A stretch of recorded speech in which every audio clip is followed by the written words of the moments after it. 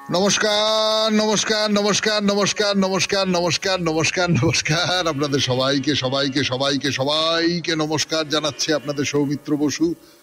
সবাইকে অজস্র শুভকামনা জানাচ্ছে, সবাইকে স্বাগত জানাচ্ছে আজকের এই শরণাগত অনুষ্ঠানে এবং সবাইকে শুভ সকাল জানাচ্ছে। শুভ সকাল, শুভ হোক, সবাইকার ভালো হোক, সবাইকার ভালো হোক। সকালবেলা এই কথাটা বলতে যে কি ভালো লাগে, সবাইকার ভালো হোক। আজকে দুটি কারণে খুব বিশেষ দিন। এক তো যার কথা বহুবার শুনেছেন আপনারা কথামৃতে, ঠাকুর শ্রীরামকৃষ্ণ পরমহংসদেবের মুখে, সেই ব্রহ্মানন্দ কেশবচন্দ্র সেনের জন্ম হয়েছিল আজকের তারিখে, এই 19শে নভেম্বর 1838 খ্রিস্টাব্দে। ব্রহ্মানন্দ কেশবচন্দ্র সেন ব্রাহ্ম সমাজের খুব বড় মাপের একজন নেতা এবং খুব বিতর্কিত নেতা, খুবই বিতর্কিত। ঠাকুর তাকে স্নেহ করতেন। এবং আরেকজন হচ্ছেন আমাদের দেশের প্রাক্তন প্রধানমন্ত্রী ইন্দিরা গান্ধী, তার জন্মদিন আজকে এই 19শে নভেম্বর। তিনি জন্মগ্রহণ করেছিলেন 1917 খ্রিস্টাব্দে। আপনারা জানেন আততায়ীর হাতে নিহত হন। বেণীমাধব শীলের পঞ্জিকা অনুযায়ী আজকের দিনটার কথা এবারে বলি। আজকে 3রা অগ্রহায়ণ 1431, ইংরেজির 19শে নভেম্বর 2024, মঙ্গলবার। আজ চতুর্থী। সূর্যোদয়ের সময় ভোর 5:57, সূর্যাস্তের সময় বিকেল 4:48। নক্ষত্র আর্দ্রা। আজকে জন্মে মিথুন রাশি, শূদ্র বর্ণ, মতান্তরে বৈশ্য বর্ণ, নরগণ। রাত্রি 7:08 গতে দেবগণ। আমাদের হোয়াটসঅ্যাপে চিঠি পাঠাবার নাম্বার 9831922927। চিঠির গোড়ায় অতি অবশ্যই SG লিখতে হবে, সে তো আপনারা সকলে জানেন। এবারে আজকের অনুষ্ঠান সম্পর্কে বলি। প্রথমে পুরাণ চিরন্তন। পুরাণ চিরন্তনে এর আগের দিন জনার গল্প বলেছিলাম আপনাদের। জনার গল্প বলেছিলাম, এই কথাটা বলতে গিয়ে একবার মুখের কাছে চলে এসেছিল হতভাগিনী জনা, কিন্তু তারপরেই মনে হলো যে না না না, জনাকে হতভাগিনী বলে তাকে অসম্মান করতে পারবো না আমি। জনা বীরাঙ্গনা জনা। তো সেই জনার গল্প শুনিয়েছিলাম। এবার আবার নতুন একটা গল্প শুরু করব, শ্রীকৃষ্ণের মৃত্যু। তাই নিয়ে আপনাদের গল্প শোনাবো, শুরু করব অন্তত পুরাণ চিরন্তনে। তারপরে স্বামী বিবেকানন্দের রচনা থেকে পাঠ, অতঃপর ঠাকুর শ্রীরামকৃষ্ণ পরমহংসদেবের কথামৃত থেকে পাঠ, স্বামী লোকেশ্বরানন্দের রচনা থেকে পাঠ, আপনাদের চিঠিপত্র এবং শেষে বাইরে দূরে। এই হলো আমাদের আজকের অনুষ্ঠান সূচি 92.7 বিগ FM এ শরণাগত অনুষ্ঠানে। তাহলে এখন একটু গান শুনবো, গানের পর পুরাণ চিরন্তন, শ্রীকৃষ্ণের মৃত্যু। ফিরে আসছে আমি আপনাদের সৌমিত্র বসু।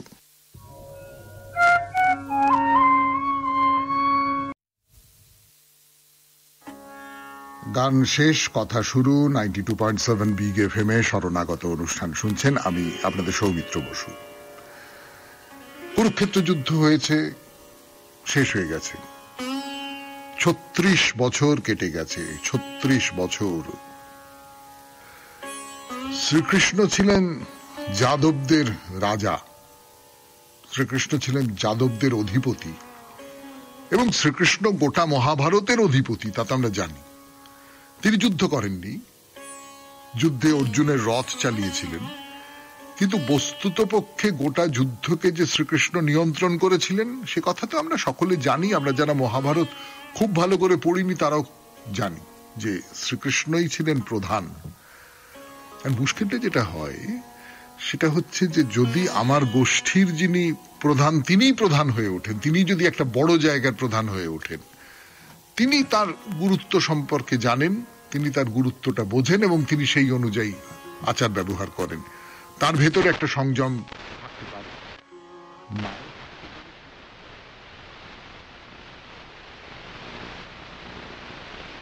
কিন্তু যারা যারা তার গুরু হয়ে সে একবার চোখ ধরা।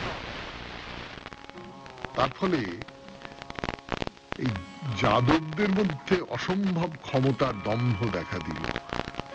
তারা কাউকে পাত্তা দেয় না, যা ইচ্ছে তাই করতে পারে। কৃষ্ণ আছেন তো আমাদের, কৃষ্ণ আমাদের সহায়। এবং ওই যে সেই বিখ্যাত কবিতা, পদ ভাবে আমি দেব, রথ ভাবে আমি, মূর্তি ভাবে আমি দেব, হাসে অন্তর্যামী। তো এই পথ, রথ, মূর্তি, এই যাদবেরা মনে করতে লাগলো আমি সেরা, আমি সবচেয়ে প্রধান, আমি আসল, এরকম সব মনে করতে থাকলো। তার ফলে ব্যভিচারে ভরে গেল। খুব সোজা কথা যদি বলি, যে দুর্নীতি ব্যবহার সমস্ত এই সমস্ত ভোটার তারকা রাষ্ট্রতেই রাষ্ট্র, সেখানে মানে ভদ্রভাবে বাস করাটাই খুব দুষ্কর হয়ে উঠেছে। যে রাজ্যগুলো রয়েছে তারা তো কৃষ্ণ আছেন, বলরাম আছেন, তারা যাদবদের প্রধান, তাদের ভয় একেবারে কাঁটা। তো যাদব বংশীয়দের বাইরের শত্রু তেমন নেই, বাইরের শত্রু হলে হবে কি, তারা এসে এদের মধ্যে নানা বিরোধ হতে থাকে।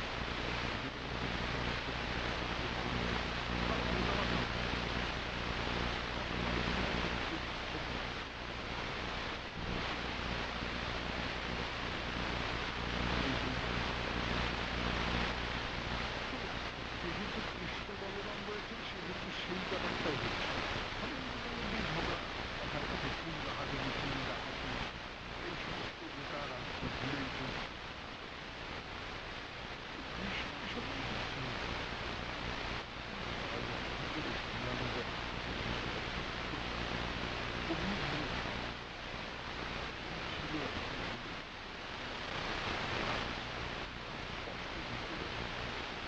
যাদবদের আমলে ধ্বংস হতে আছে।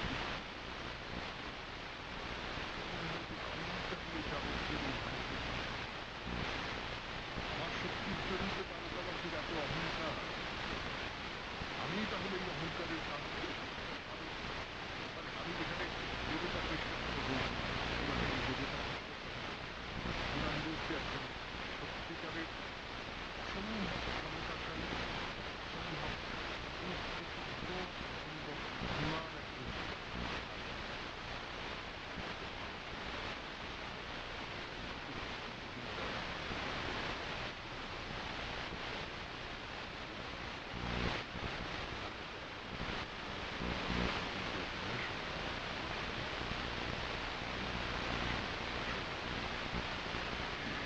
বনের মধ্যে একটা বড় গাছ, সেখানে হেলান দিয়ে বসে আছেন। চোখ দুটো আধ বোঝা, পা দুটো সামনে ছড়ানো, কোলের উপর দুই হাত, মানে গাছের গোড়ায় ঠেসান দিয়ে বসে আছেন। মাঝে মাঝে পা দুটো একটু নাড়াচ্ছেন, ভেতরের ওই যে কষ্টটা সেইটা ওই রকম করে বেরিয়ে আসছে। হয়তো একটু তন্দ্রা ভাব এসছিল। হঠাৎ একটা তীব্র যন্ত্রণা, মুহূর্তের মধ্যে তন্দ্রা কেটে গেল। তাকিয়ে দেখেন বাঁ পায়ের তলায় এসে বিদ্ধ হয়েছে একটা তীক্ষ্ণ তীর, রক্তপাত হচ্ছে। এটা করতে গেল, এসব ভাবনার মধ্যেই হন্তদন্ত হয়ে ছুটে এলো একজন ব্যাধ, তার নাম হচ্ছে জরা। বলছে, এদিকে কোনো হরিণকে যেতে দেখেছেন আপনি? কৃষ্ণ বললেন, না। তুমি কি তার দিকে তীর ছুঁড়েছ? হ্যাঁ, ছুঁড়েছিলাম। তাহলে বোধহয় হরিণের গায়ে লাগেনি, ফসকে গেছে। না, ফসকে যায়নি। কৃষ্ণ বলছেন, ঠিক জায়গাতেই লেগেছে। তাকিয়ে দেখো আমার পায়ের দিকে, এই তোমার তীর। জরা দেখে কৃষ্ণ, কৃষ্ণ আর তার ছোঁড়া তীর সেই কৃষ্ণের পায়ে বিঁধে আছে। কি করলাম, কি করলাম আমি? গাছের আড়াল থেকে পাতার ফাঁক দিয়ে অল্প অল্প নড়াচড়া দেখে ভাবলাম কোন হরিণ হবে, হয়তো আমি আপনাকে বাণবিদ্ধ করলাম। তো কৃষ্ণ বললেন যে ওই গীতার সময় অর্জুনকে যে কথা বলেছিলেন সেই কথাই বললেন, যে এতে তোমার কোনো দোষ নেই জরা, এ তো হবারই ছিল। এইটাই ভবিতব্য, এইটাই নির্বন্ধ। তুমি আমাকে বান মারবে, আমি এই পৃথিবী ছেড়ে চলে যাব, এইটাই হবার কথা। তুমি এইটা নিয়ে আফসোস করো না। জরা বলছে, কিন্তু এই তীরে বিষ মাখানো রয়েছে, আপনার প্রাণ সংশয় হতে পারে। আপনি আপনি আমি আপনাকে কাঁধে করে এক্ষুনি লোকালয়ে নিয়ে যাচ্ছি, কোন কবিরাজকে দেখাবো, আপনি সুস্থ হয়ে উঠবেন। জরা, ছেড়ে দাও, বাঁচাবার বৃথা চেষ্টা করে আমার কষ্ট বাড়িও না।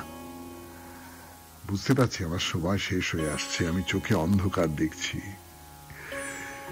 জরা একেবারে হাঁটু গেড়ে কৃষ্ণের সামনে বসে পড়ে, ক্ষমা করুন, আমাকে ক্ষমা করুন, আমাকে ক্ষমা করুন আপনি। কিছুক্ষণের মধ্যে কৃষ্ণ মৃত্যুর কোলে ঢলে পড়লেন।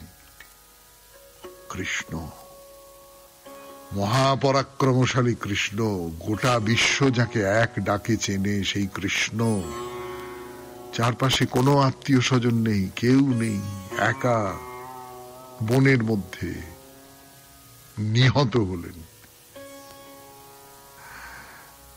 এই অতি সাধারণ মৃত্যুর পেছনে রামায়ণ মহাভারত মিলে 3টে আখ্যান জড়িয়ে রয়েছে। এই 3টে আখ্যান আপনাদের বলবো, আজকে সময় নেই, পরের দিন। 92.7 বিগ FM এ শরণাগত অনুষ্ঠান শুনছেন। আমি আছি আপনাদের সঙ্গে, আপনাদের সৌমিত্র বসু। এরপর স্বামী বিবেকানন্দের রচনা থেকে পাঠ, মানুষের যথার্থ স্বরূপ।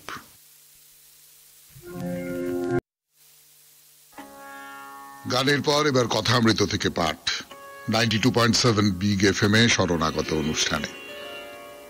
সিদ্ধাইয়ের কথা হচ্ছিল।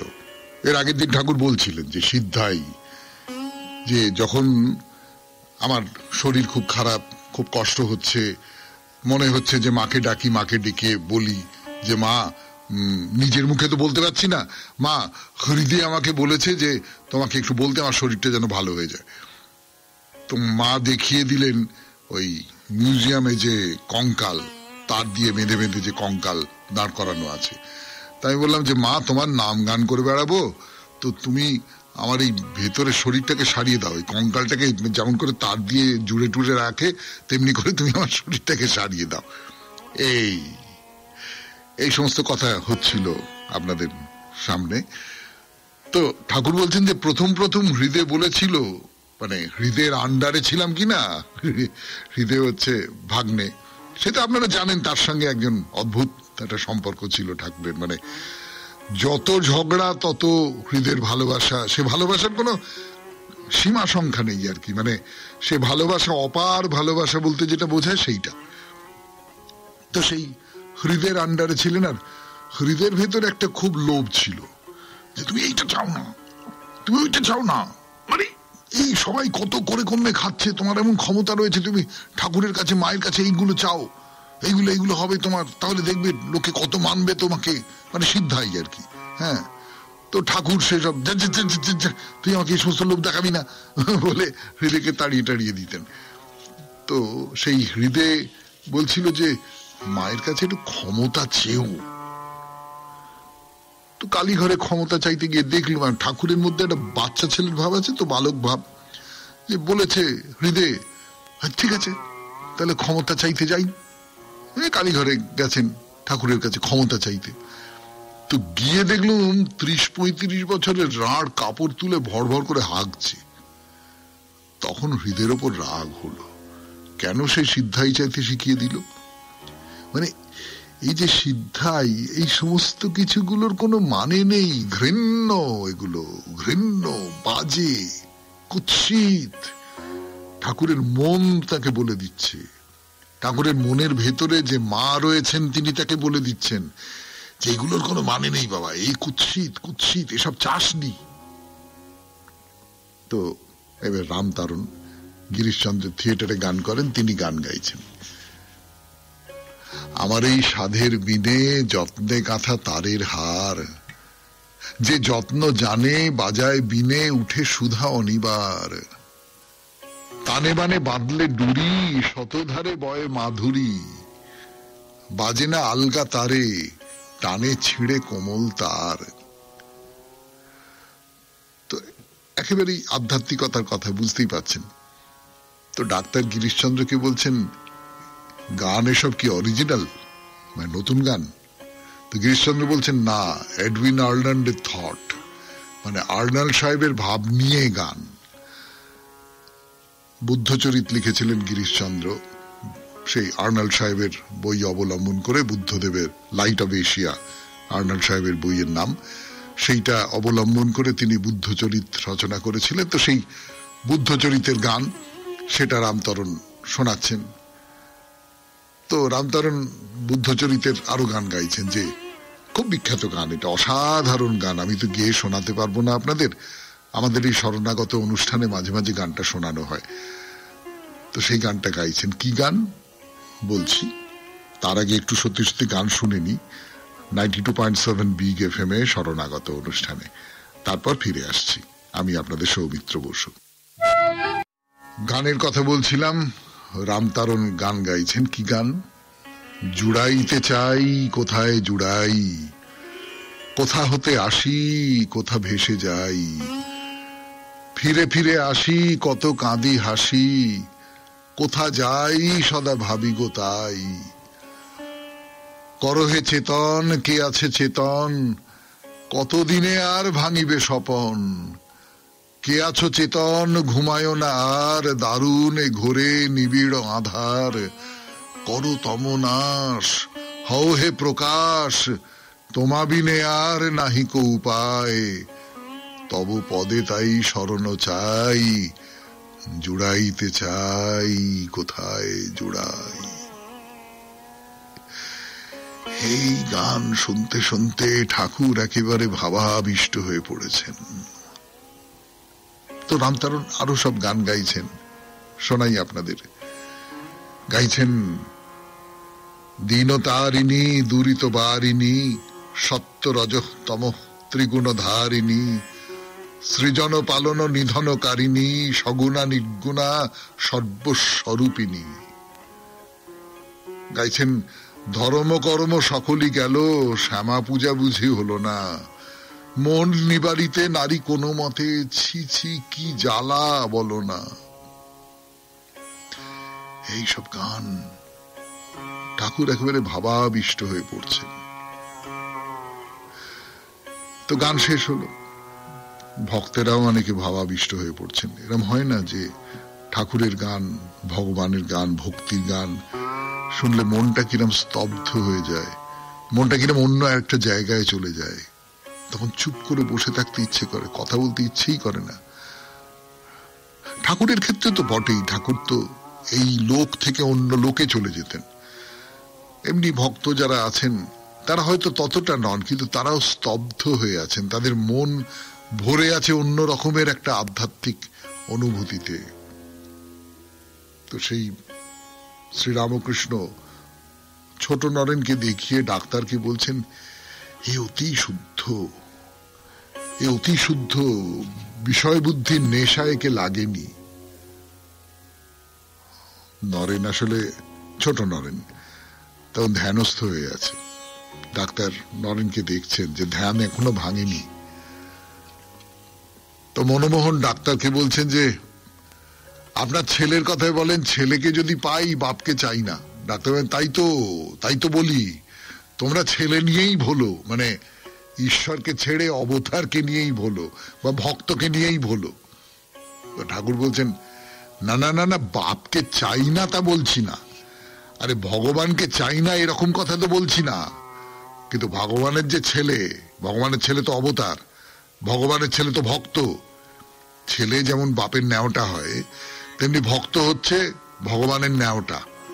যে অবতার সে হচ্ছে ছেলে যেমন বাপের অংশ, তো অবতারও তো তেমনি বাপের অংশ। তো সে বাপকেও চাই আবার ছেলেকেও চাই। তো ডাক্তার বলছে, হ্যাঁ তা বুঝেছি, তো এরকম দু একটা না বললে হবে কেন। তো শ্রীরামকৃষ্ণ বলছেন, তোমার ছেলেটি বেশ সরল। শম্ভু রাঙামুখ করে বলেছিল, সরল ভাবে ডাকলে তিনি শুনবেন। আসলে ছোকরাদের এত ভালোবাসি কেন জানো তো, ওরা খাঁটি দুধ, একটু ফুটিয়ে নিলেই হয়, ঠাকুর সেবায় চলে। সেই জন্যে কম বয়সীদের, যুবকদের ঠাকুর এত ভালোবাসেন। শেষ হলো কথামৃত 92.7 বিগ এফএম-এ শরণাগত অনুষ্ঠানে। এরপর স্বামী লোকেশ্বরানন্দের রচনা থেকে পাঠ। রচনার নাম ছাপার অক্ষরে। ফিরে আসছি গানের পর। ছাপার অক্ষরে স্বামী লোকেশ্বরানন্দজির রচনা থেকে পাঠ করে শোনাচ্ছি আপনাদের 92.7 বিগ এফএম-এ শরণাগত অনুষ্ঠানে। কত বই যে প্রতি বছর প্রকাশিত হয় তার ইয়ত্তা নেই, কিন্তু সব বই কি প্রকাশের উপযুক্ত? এসব বইয়ের কখানা মানুষ পড়বে, কখানাই বা পাঠযোগ্য? স্বভাবতই প্রশ্ন ওঠে, কি ধরনের বই প্রকাশ করা উচিত? এর উত্তরে বলতে হয়, সেসব বই প্রকাশ করা উচিত যার মধ্যে নতুন কোনো বক্তব্য আছে, গুরুত্বপূর্ণ চিন্তা আছে, অথবা প্রেরণাদায়ক উঁচু ভাব আছে। বক্তব্য নতুন না হলেও সে বই ছাপা চলতে পারে যদি তা পুরনো মহৎ চিন্তা ভাবনার পুনরাবৃত্তি হয়, অথবা সমকালীন প্রয়োজন সিদ্ধ করার জন্য পুরনো বিষয়কে নতুন ভাবে ব্যাখ্যা করা হয়। এই চিন্তাটির কথাই ধরুন না কেন, যেখানে বলা হচ্ছে আপনি নিজেকে যেমন ভালোবাসেন আপনার প্রতিবেশীকেও তেমনি ভালোবাসুন। এটি সনাতন সত্য। অতীতে এই বাণী যখন প্রথম উচ্চারিত হয়েছিল তখনও যেমন তার মূল্য ছিল, আজও তেমনি প্রাসঙ্গিক। কিন্তু যতক্ষণ না এই সত্যকে নির্ভুল রাজনৈতিক ও অর্থনৈতিক যুক্তির উপর প্রতিষ্ঠিত করা যাচ্ছে, ততক্ষণ তা আজকের মানুষের কাছে গ্রহণযোগ্য বলে বিবেচিত হবে না। এখন আর একথা বলাই যথেষ্ট নয় যে একজন মহাপুরুষ ওই কথা বলেছিলেন, কারণ আজকের মানুষ পবিত্রতাকেই সত্যের মাপকাঠি মনে করে না। বর্তমান প্রজন্মের মানুষ যে ভাষায় যেভাবে সত্যকে বুঝতে পারে সেভাবেই সত্যকে প্রতিষ্ঠিত করতে হবে। একথা স্বতঃসিদ্ধ যে কয়েকটি মূল সত্যই মানুষের যাবতীয় জ্ঞানের আধার, কিন্তু তবুও প্রত্যেক প্রজন্ম ওই সত্যগুলিকে নতুন দৃষ্টিকোণ থেকে দেখতে চায় এবং বিচার করে। এরকম যে হয় তার কারণ জীবন এক জায়গায় থেমে থাকে না, পারিপার্শ্বিক অবস্থা ক্রমাগতই বদলে যায়। প্রত্যেক প্রজন্মের সামনেই নতুন পরিস্থিতি, নতুন নতুন সমস্যা। সনাতন সত্যগুলি যদি তাদের বর্তমান সমস্যার সমাধানে কাজে না আসে, তাহলে কেনই বা তারা ওগুলি গ্রহণ করবে? যদি কোনো লেখক যুক্তির সাহায্যে তাদের মনোমতো করে দেখিয়ে দিতে পারেন যে সনাতন সত্যগুলি আজও সমানভাবে উপযোগী, তাহলে তার লেখা বই অবশ্যই পড়া উচিত। এই দিক থেকে বিচার করলে যে হারে বর্তমানে বই ছাপা হচ্ছে তার অধিকাংশই প্রকাশযোগ্য নয়। তবুও বই বেরোচ্ছে এবং ভবিষ্যতে আরো বেরোবে। এর কারণ বেশিরভাগ মানুষ নিজের বিদ্যে বুদ্ধি জাহির করার জন্যই বই লেখেন, খুব যে মৌলিক এবং গভীর কিছু একটা বলার আছে তা নয়। ভারতীয় ঋষিদের মনোভাব কিন্তু এরকম ছিল না। নিজেদের সম্পূর্ণভাবে আড়ালে রেখে তারা কেবল তাদের জ্ঞান রাশি আমাদের উপহার দিয়ে গেছেন। একদিক থেকে বইয়ের গুরুত্ব অপরিসীম, কারণ বহু মানুষেরই ধারণা বইয়ে যা ছাপা হয় তা অভ্রান্ত। খুব কম পাঠক পাঠিকাই বই পড়ার পর নিজেরা চিন্তা করেন, বিচার করে দেখেন যা পড়লেন তার কতটা সত্য। তারা বিচারের দায়িত্ব অন্যের ওপর ছেড়ে দেন। বইয়ে যা ছাপা হয়েছে তাই তাদের কাছে শেষ কথা। এমনকি যারা বুদ্ধিমান বলে পরিচিত তাদের অনেকের ভেতরেও এই দুর্বলতা কাজ করে। বইয়ের উদ্দেশ্য যদি জ্ঞান প্রচার হয়, তবে তাতে এমন জ্ঞান থাকতে হবে যা মানুষের জীবনে কাজে আসে। যখন কোনো মানুষ বলেন তিনি সত্য কি তা জেনেছেন এবং তার চরিত্র সেই সাক্ষ্য দিচ্ছে, তখন তার কথার প্রচন্ড শক্তি হয়। শত শত বছর সেই বাণী হৃদয়ে ধারণ করে মানুষ তার দ্বারা অনুপ্রাণিত হয়। এই ধরনের মানুষ যে জ্ঞান দিয়ে থাকেন সেটি প্রকৃত জ্ঞান। সেই জ্ঞানই আমাদের লালন ও পুষ্ট করে।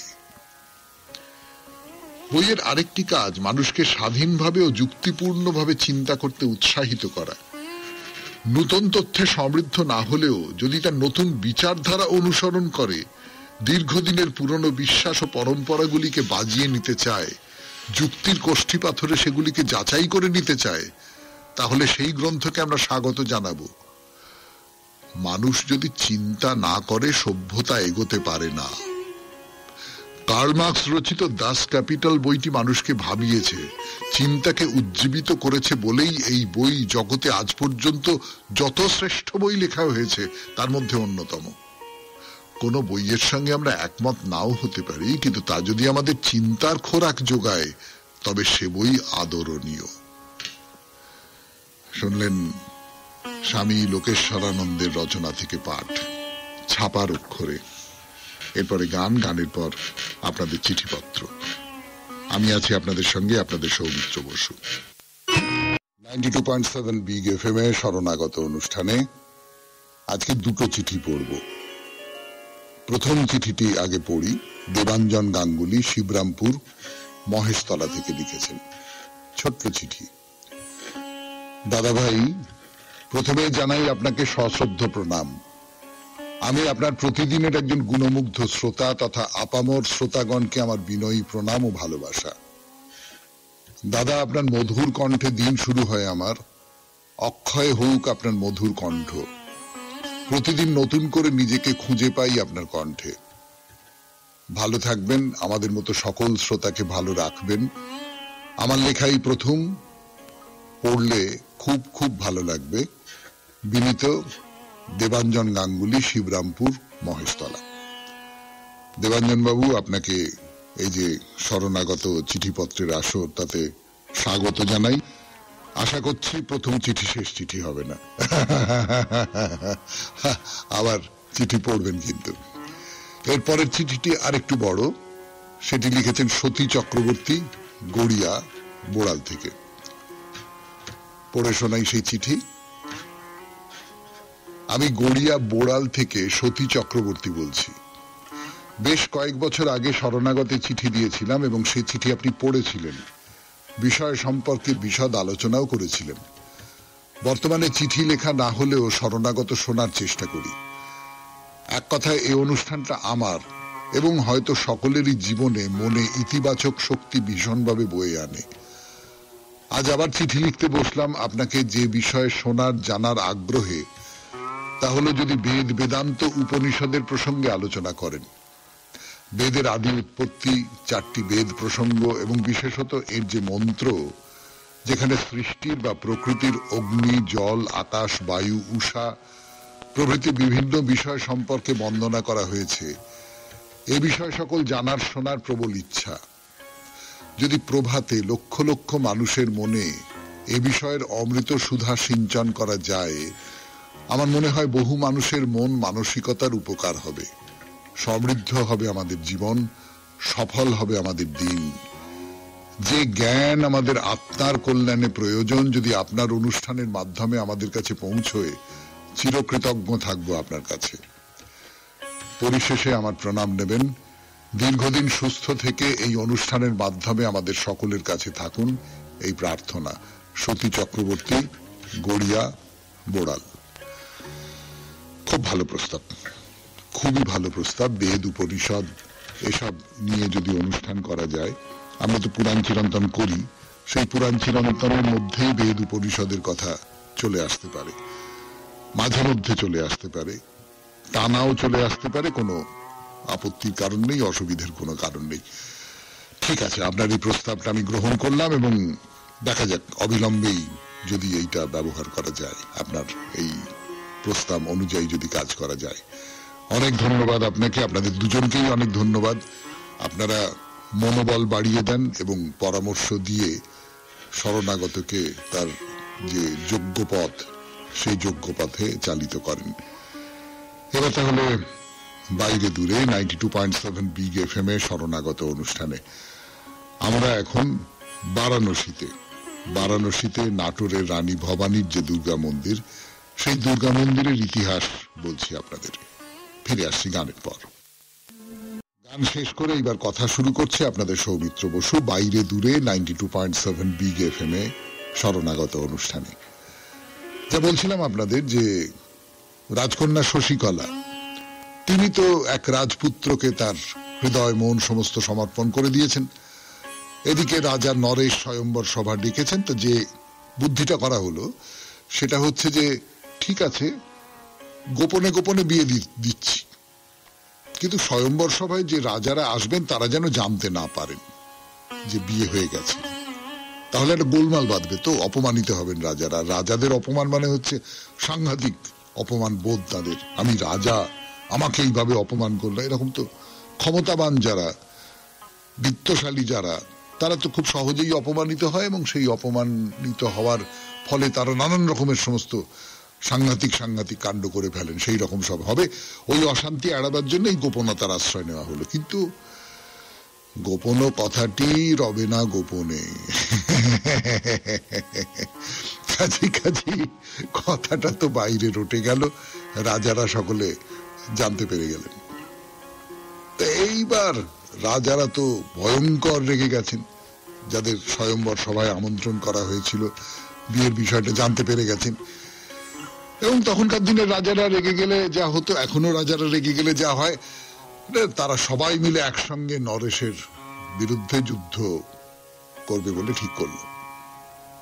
তাই এই পুরো ব্যাপারটা তো হয়েছে সুদর্শনের জন্য। সুদর্শন তো সেই রাজকুমার যাকে শশীকলার সঙ্গে বিয়ে দেওয়া হয়েছে, তারা দুজনে দুজনকে ভালোবাসে বলে। তো সুদর্শন বললেন কি করা যাবে, এত রাজা একসঙ্গে আমার শ্বশুর মশাইয়ের বিরুদ্ধে যুদ্ধ করছেন, আমি কি করতে পারি? একা একজন মানুষের পক্ষে তো এই প্রবল যে শত্রুতা সেইটাকে ঠেকিয়ে রাখা কিছুতেই সম্ভব নয়। তখন সুদর্শন ধ্যান করতে বসলো, দেবী দুর্গাকে ডাকতে লাগলো, এক মনে এক প্রাণে দেবী দুর্গাকে ডাকছে ডাকছে ডাকছে ডাকছে। তা সেই ডাকার জোরে দেবী দুর্গা আবির্ভূত হলেন। তা সুদর্শন বলল যে রাজা নরেশকে, আমার শ্বশুর মশাইকে রক্ষা করুন, আপনি ছাড়া কে রক্ষা করবে? তখন মা দুর্গা বললেন বেশ, ভয় নেই। মা দুর্গা স্বয়ং সিংহের পিঠে চেপে যুদ্ধ করতে এলেন। বলা বাহুল্য, মহিষাসুরমর্দিনী সেই দেবী, তিনি যদি যুদ্ধ করতে আসেন রাজা নরেশের পক্ষ নিয়ে, তাহলে সমাগত যে রাজারা যারা নরেশের বিরুদ্ধে যুদ্ধে নেমেছিল তারা হেরে গেল, পালিয়ে গেল। তখন রাজা নরেশ দুর্গার কাছে প্রার্থনা করলেন যে মা, এই বারাণসীর সুরক্ষার ভার তুমি নাও। দুর্গা এই ভার নিলেন। এটা হচ্ছে প্রাচীন যুগের বিশ্বাস, এইরকম একটা কাহিনী আছে। তো নাটোরের রানী ভবানী এই বিশ্বাসের জায়গা থেকে, এবং আমরা দেখব যে এই যে প্রতিহত করার যে ঘটনাটা, তার নিজের জীবনেও এই প্রতিহত করার একটা ঘটনা ঘটেছিল, মানে অন্তত কিংবদন্তি তাই বলে, সম্ভবত সেটা সত্যি নয়, সেটাও আমরা বলবো। তো রানী ভবানী এই কথা মনে করে এই মন্দিরটা তৈরি করেছিলেন। বলতে বলতে আমার একটা কথা মনে পড়ে গেল। দক্ষিণেশ্বরের কালীবাড়ি নিয়ে যখন কথা শুরু করেছিলাম, তখন এই কালীবাড়ি যিনি প্রতিষ্ঠা করিয়েছিলেন সেই রানী রাসমণি সম্পর্কেও আপনাদের কিছু কথা শুনিয়েছিলাম। তো বারাণসীর এই যে দুর্গা মন্দির যেটি রানী ভবানী তৈরি করেছেন, তাকে নিয়ে তো বলবো, তার আগে রানী ভবানী সম্পর্কে দুটো একটা কথা একটু বলা দরকার। বলবার জন্য ফিরে আসছি গানের পর 92.7 বিগ এফএম এ শরণাগত অনুষ্ঠানে। আমি আছি আপনাদের সঙ্গে, আপনাদের সৌমিত্র বসু।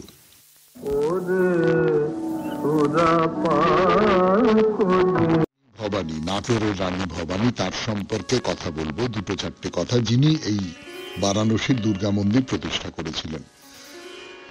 এইরকম সব মহীয়সী নারী, এইরকম নারী আমাদের দেশে জন্মেছিলেন, আমাদের বাংলায় জন্মেছিলেন, সব দিক থেকে অসাধারণ। তার কথা বলতে আমার খুব ভালো লাগে। তার জন্ম হয়েছিল 1748 খ্রিস্টে, বলেছিলাম অষ্টাদশ শতাব্দীতে, এবং তিনি পৃথিবী ছেড়ে চলে যান 19 শতকের একেবারে শুরুতে, 1803 খ্রিস্টাব্দে। বগুড়া জেলায় ছাতিমগ্রাম বলে একটা গ্রাম, সেখানকার একটা ব্রাহ্মণ পরিবারে তার জন্ম হয়েছিল। বাবা জমিদার ছিল। তো রাজশাহীর তখনকার জমিদার রাজা রামকান্ত মৈত্র, তার সঙ্গে বিয়ে হয় এই ভবানী। রামকান্ত মারা গেলেন। তো সেই ভবানী, তিনি হলেন রানী ভবানী, তিনি জমিদারের মালিক হলেন, রানী হয়ে বসলেন, রানী বলা হতো তাকে। একজন মহিলা সেই অষ্টাদশ শতাব্দীতে তিনি একেবারে দাপটের সঙ্গে জমিদারি দেখেছেন, এবং দেখেছেন শুধু নয়, জমিদারিকে বাড়িয়েছেন, প্রচুর প্রচুর আয় করেছেন। মানে উত্তরবঙ্গের একটা বড় অংশ তার জমিদারির ভেতরে ছিল। খুবই দাপুটে মহিলা ছিলেন এবং সেই সঙ্গে সঙ্গে প্রচুর দান ধ্যান করতেন, প্রচুর ধর্মের কাজ করতেন।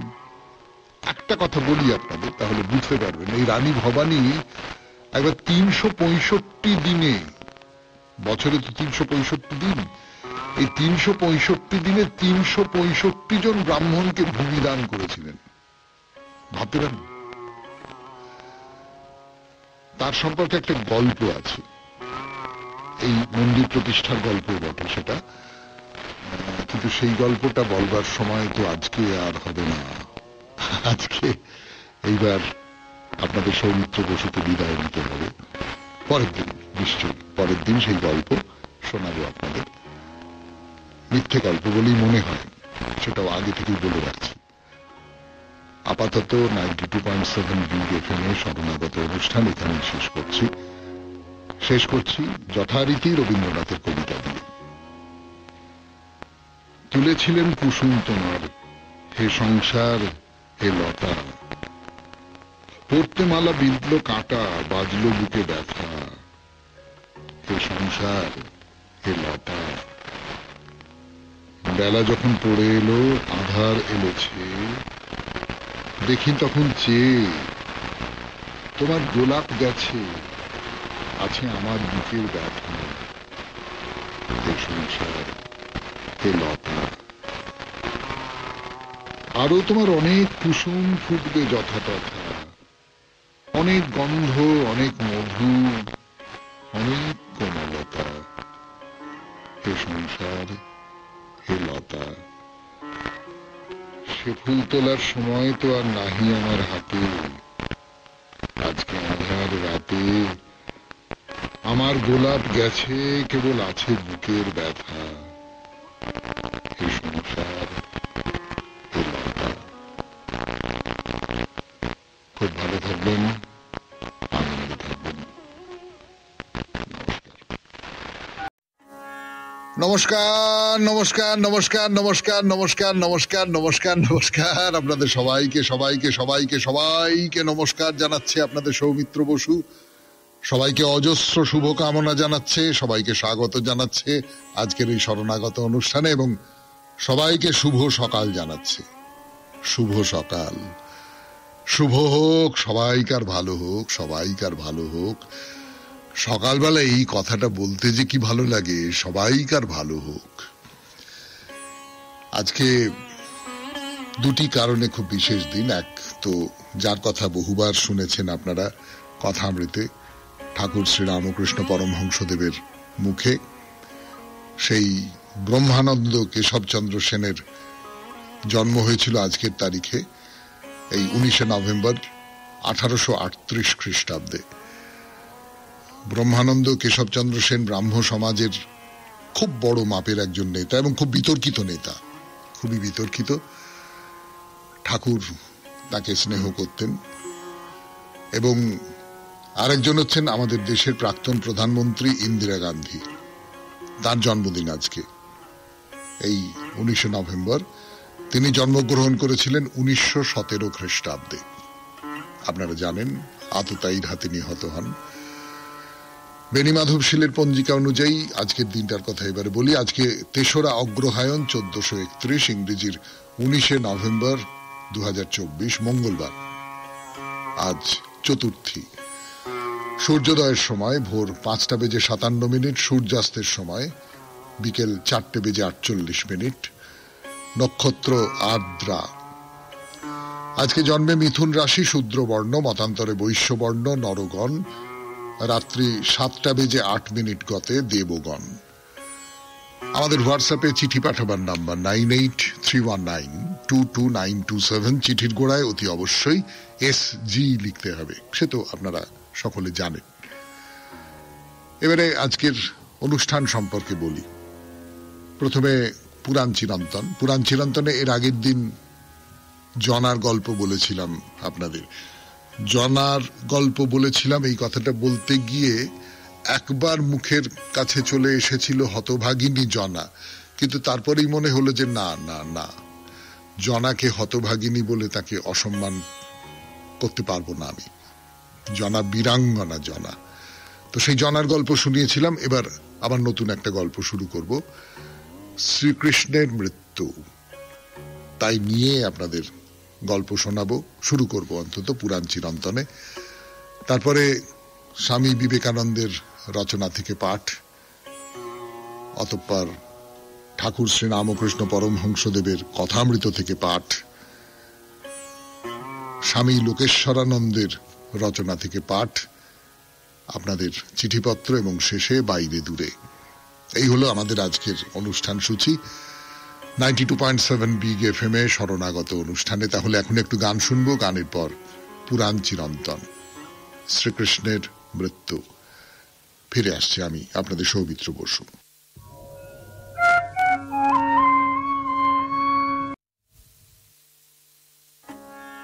গান শেষ, কথা শুরু। 92.7 বিগ FM এ শরণাগত অনুষ্ঠান শুনছেন, আমি আপনাদের সৌমিত্র বসু। কুরুক্ষেত্র যুদ্ধ হয়েছে, শেষ হয়ে গেছে। 36 বছর কেটে গেছে, 36 বছর। শ্রীকৃষ্ণ ছিলেন যাদবদের রাজা, শ্রীকৃষ্ণ ছিলেন যাদবদের অধিপতি, এবং শ্রীকৃষ্ণ গোটা মহাভারতের অধিপতি, তা তো আমরা জানি। তিনি যুদ্ধ করেননি, যুদ্ধে অর্জুনের রথ চালিয়েছিলেন, কিন্তু বস্তুতপক্ষে গোটা যুদ্ধকে যে শ্রীকৃষ্ণ নিয়ন্ত্রণ করেছিলেন সে কথা তো আমরা সকলে জানি। আমরা যারা মহাভারত খুব ভালো করে পড়িনি তারাও জানি যে শ্রীকৃষ্ণই ছিলেন প্রধান। আর মুশকিলটা যেটা হয় সেটা হচ্ছে যে যদি আমার গোষ্ঠীর যিনি প্রধান তিনিই প্রধান হয়ে ওঠেন, তিনি যদি একটা বড় জায়গার প্রধান হয়ে ওঠেন, তিনি তার গুরুত্ব সম্পর্কে জানেন, তিনি তার গুরুত্বটা বোঝেন এবং তিনি সেই